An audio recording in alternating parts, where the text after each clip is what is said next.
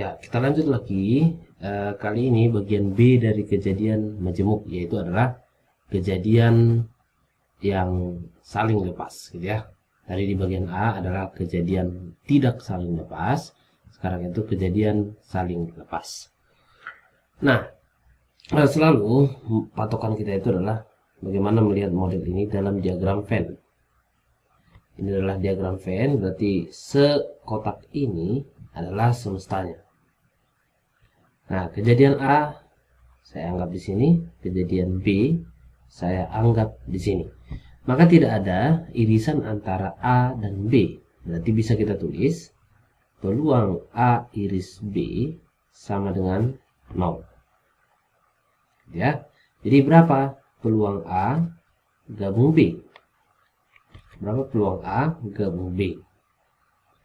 Istilahnya itu berapalah luas A sama luas B kalau digabung gitu. Berarti peluang A tambah peluang B. Nah, itulah yang disebut peluang saling lepas, ya. Contohnya adalah seperti ini. Contoh, pada pelemparan sebuah dadu diketahui A adalah peluang muncul ganjil. Kemudian B adalah muncul genap. Nah, tentunya antara A dan B tidak ada irisan, gitu ya. Tidak ada irisan. Maka ini adalah contoh kejadian yang namanya adalah saling lepas. Oke, kita lanjut ke berikutnya, ke bagian berikutnya, yaitu ada istilah kejadian saling bebas, ya. Kejadian saling bebas. Jika kita melihat diagram Venn, apa itu kejadian yang saling bebas? Nah, ternyata terdapat dua diagram Venn. Satu dia di sini, satu lagi di sana. Jadi istilahnya beda semesta, gitu ya. Nah, kejadian A di sini, kejadian B di sana. Berarti antara A dan kejadian B, antara kejadian A dan kejadian B, semestanya berbeda. Gitu ya, semestanya berbeda. Maka peluang dari A iris B untuk kejadian saling bebas itu adalah PA kali PB. Nah, di sini dia berlaku ya. Irisannya adalah PA kali PB.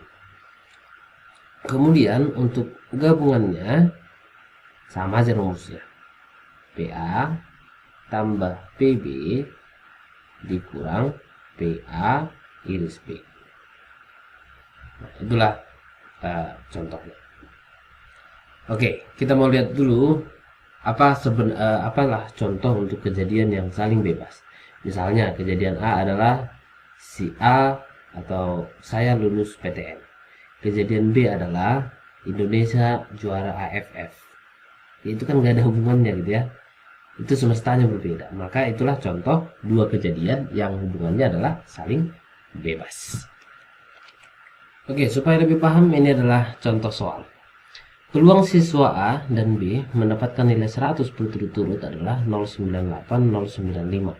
Peluang A mendapat nilai 100 dan B tidak mendapat nilai 100. Inilah kejadian pertamanya. A dapat nilai 100. Kejadian keduanya adalah B tidak dapat nilai 100. Ini adalah contoh kejadian saling bebas. Karena tidak ada hubungannya si A dapat nilai 100 dengan si B tidak dapat nilai 100. Itu tidak ada hubungan. Maka untuk mencari ini peluang A100 dan B tidak, A100 dan B tidak, kalikan aja nilai peluangnya. Berapa nilai peluang A dapat nilai 100? 098. Kalikanlah itu dengan berapa peluang B tidak dapat nilai 100? Berarti 0,05. Nah, 1 dikurang 0,95. Oke, maka inilah jawabannya. Oke, kita lanjut ke peluang binomial Newton. Nah, ini juga agak rame ya, peluang binomial Newton. Nah, saya tuliskan dulu rumusnya, baru nanti kita pahami bersama-sama rumus ini. Peluang kejadian A diharapkan terjadi sebanyak R kali. adalah kombinasi dari total percobaan atau berapa banyak perulangannya gitu ya, itulah N. Nah, kalikan kombinasi N dengan R, berapa banyak yang kita harapkan tadi, dikali dengan peluang A, ini pangkat R, oke, dikali dengan peluang bukan A, berarti peluang A komplement pangkat N kurang R. Nah, itu aja dia. Jadi kalau kejadian A kita harapkan terjadi sebanyak R kali, maka ini adalah cara cepatnya. Jadi kita tidak usah mencari cara manual gitu ya. Ini dia cara cepatnya. Kita akan melihat dulu contoh untuk peluang binomial Newton ini supaya makin paham. Ya, di sini kita lihat peluang sukses seseorang melempar bola ke keranjang basket adalah 3/5. Kita anggap aja A itu adalah sukses melempar bola ke keranjang basket. Berarti PA sama dengan 3/5. Nah, gunakan konsep awal komplementnya. Berapa PA komplement atau peluang dia gagal melempar bola ke keranjang basket itu? 1 dikurang 3/5 berarti 2/5. Oke. Berapa total percobaan? Jika dia melempar bola tersebut 3 kali, berarti N-nya sama dengan 3. Nah, maka peluang sukses tepat 2 kali lemparan. Berarti yang diharapkan sukses adalah 2 kali. Nah, itulah maksudnya rumus ini. Maka kalau soal ini kita jawab, peluang A kita harapkan terjadi sebanyak 2 kali dari 3 kali percobaan adalah kombinasi 32 dikali berapa peluang A nya, 3/5 pangkatkan dengan 2. Kemudian berapa peluang bukan A, 2/5 pangkatkan dengan 3 kurang 2. 3 kurang 2 adalah 1. Oke, ini kita hitung. C32 adalah 3. Kemudian 3/5 pangkat 2 adalah 9/25. Kemudian ini 2/5. Maka jawabannya ini adalah 6 kali 9, 54/125. Nah, mungkin masih banyak lagi contoh soal untuk binomial ini. Silakan kalian cari di buku kalian masing-masing. Oke, bagian terakhir untuk nilai peluang, yaitu ada yang disebut dengan kejadian bersyarat. Jadi kita harus paham dulu nih penulisan kayak gini. A strip B ini diartikan sebagai A terjadi setelah B terjadi. Jadi ada dua kejadian seperti itulah. Nah, poinnya di sini kan adalah kejadian A. Cuman kejadian A ini khusus. Si A ini terjadi setelah B. Jadi poin utamanya ini adalah kejadian A.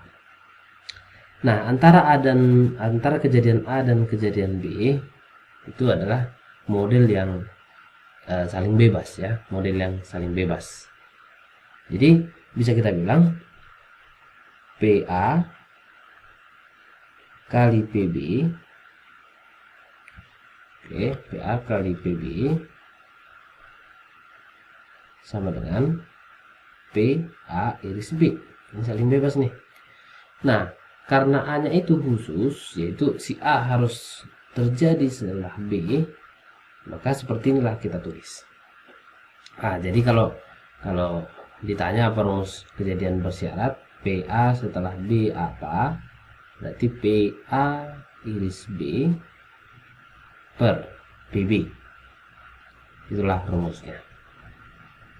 Nah, kalau PB setelah A berarti PA iris B per PA. Oke. Nah, itulah kejadian bersyarat. Contohnya bagaimana? Contohnya gini. Sebuah dadu dilempar 2 kali ya. dadu dilempar 2 kali. Nah, ada pelemparan pertama, ada pelemparan kedua. A itu adalah muncul angka 1 atau 2 ya, angka 1 atau 2. B itu adalah muncul B itu adalah muncul prima. Nah, coba ya. Ini kan kejadian yang berbeda gitu ya, kejadian yang berbeda. Coba berapa nilai muncul ini angka 1 atau angka 2? Nilai peluangnya ini adalah 2/6 atau 1/3. Nah, kalau ini berapa nilai nilai peluangnya? 1/2. Nah, ada nggak peluang A iris B? Nah, jika ini kita anggap adalah kejadian kejadian tidak saling lepas, ada nggak irisan angka 1 dan 2 dengan prima? Ada ya. Nah, berapa peluang A iris B? 1, ini kan angka 2/6. Jadi kalau ditanya berapa peluang A terjadi setelah B, berapa peluang dari muncul angka 1 atau angka 2 setelah muncul angka prima? Maka jawaban dari soal ini adalah, gunakan aja irisannya adalah 1/6 per berapa peluang B nya? 1/2.